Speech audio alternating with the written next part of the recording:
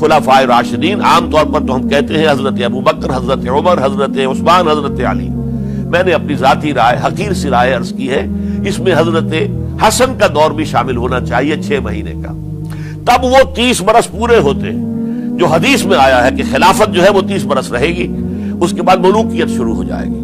تو ملوکیت کا پہلا قدم یہ تھا کہ حضرت معاویہ نے طاقت سے بزور خلافت حاصل کی، اس لیے ان کو خلیفہ راشد ہم نہیں کہتے.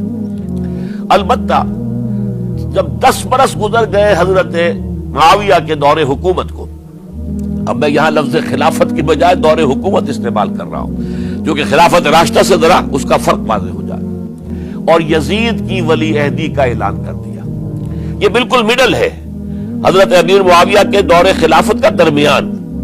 یہ 10 سال جب ہو گئے تھے حضرت امیر معاویہ کی خلافت کو یا حکومت کو، تب یہ معاملہ پیش آیا، اور یزید کے ہاتھ پر یہ بیعت ولی عہدی تمام جو بھی مختلف گورنرز تھے ان کے ذریعے سے کہہ دیا گیا اپنے اپنے علاقے کے لوگوں سے بیعت لے لو. یہ بیعت عام طور پر لوگوں نے کر لی.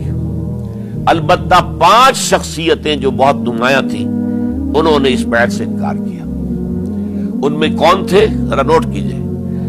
حضرت ابو بکر فوت ہو چکے، ان کے بیٹے عبد الرحمن ابن ابی بکر. حضرت عمر فوت ہو چکے، ان کے بیٹے عبداللہ ابن عمر. حضرت زبیر فوت ہو چکے، ان کے بیٹے عبداللہ ابن زبیر. حضرت عباس فوت ہو چکے، ان کے بیٹے عبداللہ ابن عباس.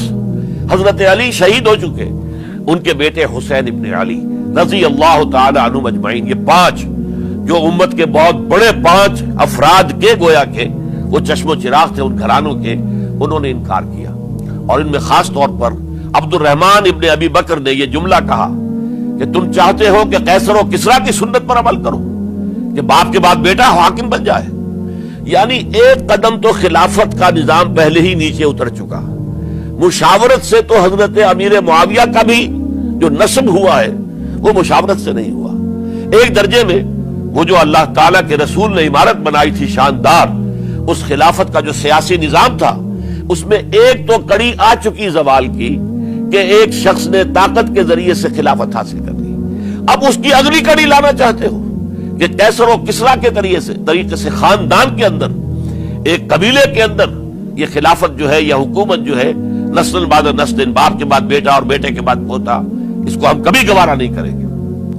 10 سال گزر گئے، یعنی 10 سال تک یزید ولی عہد رہا ہے.